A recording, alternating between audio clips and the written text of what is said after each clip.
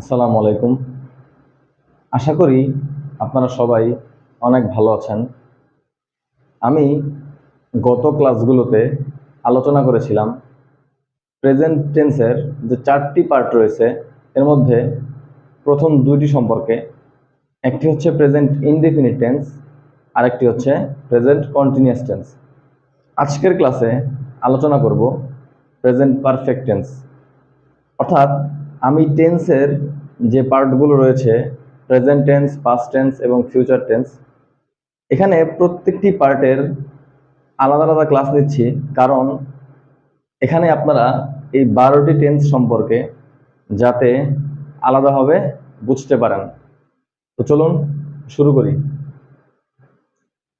Present perfect tense, অর্থাৎ present টেন্সের যে 4টি পার্ট রয়েছে এর মধ্যে present perfect tense third point. এখন প্রেজেন্ট পারফেক্ট টেন্সের যদি সংজ্ঞাটা বলি আমরা, তাহলে যে টেন্স দ্বারা কোনো কাজ এইমাত্র শেষ হয়েছে কিন্তু তার ফলাফল এখনো বিদ্যমান, এরূপ অর্থ বোঝায় তাকে প্রেজেন্ট পারফেক্ট টেন্স বলে। অর্থাৎ প্রেজেন্ট পারফেক্ট টেন্সের সংজ্ঞা দ্বারা আমরা বুঝতে পারি যে প্রেজেন্ট পারফেক্ট টেন্স দ্বারা বোঝায় যে কাজটি বর্তমানে এইমাত্র শেষ হয়েছে কিন্তু তার ফলাফল এখনো বিদ্যমান, তাদেরকে প্রেজেন্ট পারফেক্ট টেন্স বলে। যেমন আমি যদি একটা উদাহরণ দেই যে আমি ভাত খাইয়াছি, এখানে আমি ভাত খাওয়া শেষ করেছি মাত্র, এরপরে আমি কি কাজ করব এটা এখনো ঠিক হয় নাই। অর্থাৎ বর্তমানে একটি কাজ শেষ হয়েছে এবং তার ফলাফল এখনো বিদ্যমান, এরকম হলে তখন তাকে প্রেজেন্ট পারফেক্ট টেন্স বলে। এখন প্রেজেন্ট পারফেক্ট টেন্স আমরা কিভাবে চিনব? যদি বাংলা বাক্য থাকে তাহলে আমরা কিভাবে চিনব যে এটি প্রেজেন্ট পারফেক্ট টেন্স? যেমন বাংলায় চিনিবার উপায়। বাংলা বাক্যের ক্রিয়ার শেষে আসো, আসি, এসেন, এছো, করিনি, খাইনি উল্লেখ থাকবে। অর্থাৎ আমাদের যে বাংলা বাক্য থাকবে সেই বাংলা বাক্যে ক্রিয়ার শেষে, অর্থাৎ ক্রিয়া বলতে আমরা কি বুঝি? ভার্ব। ভার্বের শেষে আসো, আসি, এসেন, এসো, করিনি, খাইনি উল্লেখ থাকবে। এখানে আমি দুইটা বাংলা বাক্য লিখেছি, দেখি আমাদের এখানে যে বাংলা বাক্যের শেষে দেওয়া আছে এর সাথে আসলে এগুলা মিলে কিনা। এখানে প্রথমে লিখেছি যে আমি ভাত খাইয়াছি, অর্থাৎ আমি ভাত খেয়েছি কিন্তু এরপরে আমি কি কাজ করব এটা এখনো ঠিক হয় নাই। অর্থাৎ বর্তমানে একটা কাজ শেষ হয়েছে কিন্তু তার ফলাফল এখনো বিদ্যমান। দেখেন এই ক্রিয়ার শেষে আমাদের লাস্টে আসি কথা উল্লেখ আছে, অর্থাৎ আমাদের এর সাথে মিলে যাচ্ছে। এবং দ্বিতীয় বাক্যে তিনি স্কুলে গিয়েছেন, অর্থাৎ একজন লোক সে স্কুলে গিয়েছেন, এরপরে সে স্কুলে গিয়ে কি কাজ করেছেন এটা এখনো উল্লেখ করা হয় নাই, অর্থাৎ এই ফলাফলটা এখনো বিদ্যমান। এখন এখানে দেখেন আমাদের স্কুল হচ্ছে ক্রিয়া, এই ক্রিয়ার শেষে এই গিয়েছেন, এসেন কথাটি উল্লেখ রয়েছে, অর্থাৎ এখানে আমাদের এই বাংলা বাক্যে যে লেখা আছে এসেন এটার সাথে মিলে যাচ্ছে। অর্থাৎ এই দুইটা বাক্যের শেষে আমি আসো, এসেন দেখে বুঝতে পারতেছি যে এগুলো হচ্ছে প্রেজেন্ট পারফেক্ট টেন্স। অর্থাৎ বাংলা বাক্যে চিনিবার উপায় হচ্ছে এইভাবে যে বাংলা বাক্যে ক্রিয়ার শেষে আসো, আসি, এসেন, এসো, করিনি, খাইনি ইত্যাদি উল্লেখ থাকবে। অর্থাৎ এরকম বাংলা বাক্যে ক্রিয়ার শেষে আপনি আরো অনেকগুলা ভাষায় প্র্যাকটিস করবেন, যাতে আপনি বাংলা বাক্য দেখলে বুঝতে পারেন যে এটি প্রেজেন্ট পারফেক্ট টেন্স। দেন আমি আগেও বলেছি যে এই টেন্সের ফর্মগুলোতে সবচেয়ে বেশি যে ইম্পর্টেন্ট জিনিসটা সেটি হচ্ছে স্ট্রাকচার, অর্থাৎ গঠন প্রণালী। আপনি এই টেন্সের ফর্মের স্ট্রাকচারগুলো যত বেশি মনে রাখতে পারবেন আপনার টেন্স সম্পর্কে তত বেশি ক্লিয়ার থাকবেন। এখানে আমাদের প্রেজেন্ট পারফেক্ট টেন্সের স্ট্রাকচারটি হচ্ছে এরকম: সাবজেক্ট প্লাস হ্যাভ অথবা হ্যাজ প্লাস ভার্বের পাস্ট পার্টিসিপল প্লাস অবজেক্ট। এখানে বলেছে সাবজেক্ট প্লাস হ্যাভ অথবা হ্যাজ। এখন আমরা এই হ্যাভ অথবা হ্যাজ এটা কিভাবে বসাবো, আমরা কোথায় হ্যাভ বসাবো এবং কোথায় হ্যাজ বসাবো এটা নিয়ে বলবো। প্লাস ভার্বের পাস্ট পার্টিসিপল ফর্ম, অর্থাৎ ভার্বের যে তিনটা ফর্ম রয়েছে, প্রেজেন্ট, পাস্ট, পাস্ট পার্টিসিপল, এখানে আমাদের ভার্বের পাস্ট পার্টিসিপল ফর্মটা বসবে, প্লাস অবজেক্ট। এখন আমরা এই স্ট্রাকচার দেখে দু তিনটা উদাহরণ একটু মিলিয়ে দেখি।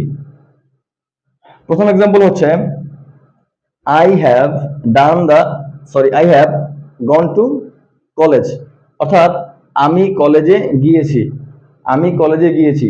এরপর কলেজে যাওয়ার পরে আমি কি কাজ করেছি এটি এখনো বিদ্যমান, অর্থাৎ একটি কাজ শেষ হয়েছে, আরেকটি কাজ এর ফলাফল এখনো বিদ্যমান। এরকম হলে আমাদের প্রেজেন্ট পারফেক্ট টেন্স হয়। আমরা সংজ্ঞায় লিখেছিলাম যে টেন্স দ্বারা কোনো কাজ এইমাত্র শেষ হয়েছে কিন্তু তার ফলাফল এখনো বিদ্যমান, এরকম বোঝালে তাকে প্রেজেন্ট পারফেক্ট টেন্স বলে।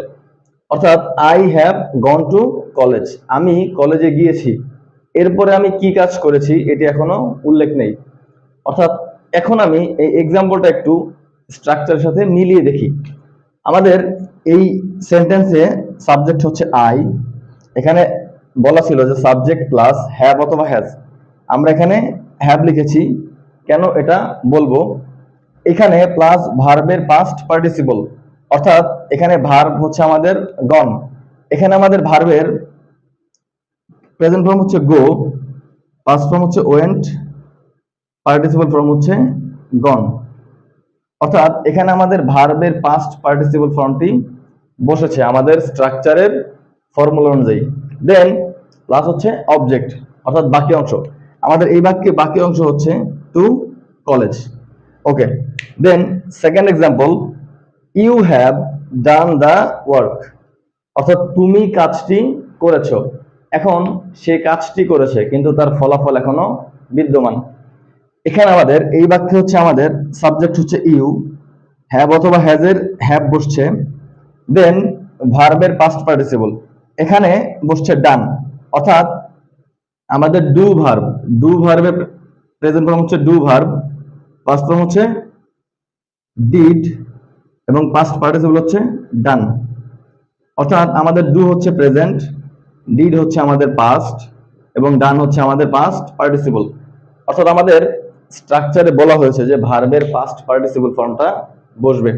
সো এখানে ইউ হ্যাভ ডান, এখানে ডু ভার্বের পাস্ট পার্টিসিপল ফর্ম বসছে, এন্ড দা ওয়ার্ক হচ্ছে আমাদের অবজেক্ট।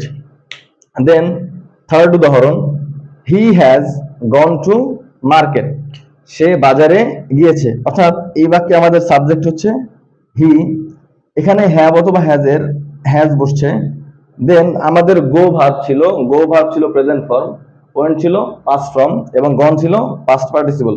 এখানে আমাদের ভার্বের পাস্ট পার্টিসিপল ফর্ম বসছে, দেন হচ্ছে আমাদের অবজেক্ট। অর্থাৎ এই তিনটা উদাহরণ দ্বারা আমি স্ট্রাকচারটা একটু মিলিয়ে নিব যে সাবজেক্ট প্লাস হ্যাভ অথবা হ্যাজ প্লাস ভার্বের past participle form plus object, এই তিনটা এক্সাম্পল দ্বারা আমরা স্ট্রাকচারটা একটু মিলিয়ে দেখলাম। এখন আমাদের সবচেয়ে গুরুত্বপূর্ণ যেটা একটা নোট লিখছি যে আমাদের কোন সাবজেক্টের ক্ষেত্রে আমরা কি বসাবো। এখানে আমাদের আয়ের ক্ষেত্রে হ্যাভ বসাবো নাকি হ্যাজ বসাবো, ইউ এর ক্ষেত্রে হ্যাভ বসাবো নাকি হ্যাজ বসাবো, অথবা অন্য সাবজেক্ট থাকলে আমরা কি বসাবো, হ্যাভ অথবা হ্যাজ। এইটা চিহ্নিত করার জন্য একটা নোট লিখেছি এখানে। এখানে নোটে বলা হয়েছে যে সাবজেক্ট যদি থার্ড পারসন সিঙ্গুলার নাম্বার যেমন হি, সি, ইট এবং কোনো প্রাণীর নাম থাকে তাহলে হ্যাজ বসবে। অর্থাৎ আমাদের সাবজেক্ট, আমাদের এই তিনটা এক্সাম্পল আমরা দেখছি, তিনটা সাবজেক্ট রয়েছে। যেমন আমাদের লাস্টের সাবজেক্ট হচ্ছে হি, অর্থাৎ এই হি হচ্ছে আমাদের থার্ড পারসন সিঙ্গুলার নাম্বার। বলা হয়েছে যে যদি third person singular number he, she, it এবং কোনো প্রাণীর নাম থাকে তাহলে হ্যাজ বসবে। অর্থাৎ আমরা এই নোট দ্বারা বুঝলাম যে সাবজেক্ট যদি থার্ড পারসন সিঙ্গুলার নাম্বার থাকে তাহলে আমরা এখানে কি বসাবো, হ্যাজ বসাবো। দেন আমাদের দ্বিতীয় হচ্ছে যে সাবজেক্ট যদি আই, উই, ইউ, দে এবং প্লুরাল সাবজেক্ট থাকে তাহলে হ্যাভ বসবে।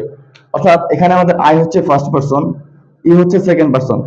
অর্থাৎ সাবজেক্ট যদি আমাদের আই, উই, ইউ, দে এবং অন্য কোনো প্লুরাল সাবজেক্ট থাকে তাহলে হ্যাভ বসবে। আশা করি আপনারা এই প্রেজেন্ট পারফেক্ট টেন্সের আরো অনেক বেশি এক্সাম্পল বাসায় প্র্যাকটিস করবেন, যাতে আপনাদের এই প্রেজেন্ট পারফেক্ট টেন্স সম্পর্কে আর কোনো সমস্যা না থাকে। তো এতক্ষণ ক্লাসে থাকার জন্য ধন্যবাদ। আশা করি অন্য কোনো নতুন ক্লাসে দেখা হবে নতুন আইটেম নিয়ে। ততক্ষণ ভালো থাকবেন, সুস্থ থাকবেন। আসসালামু আলাইকুম।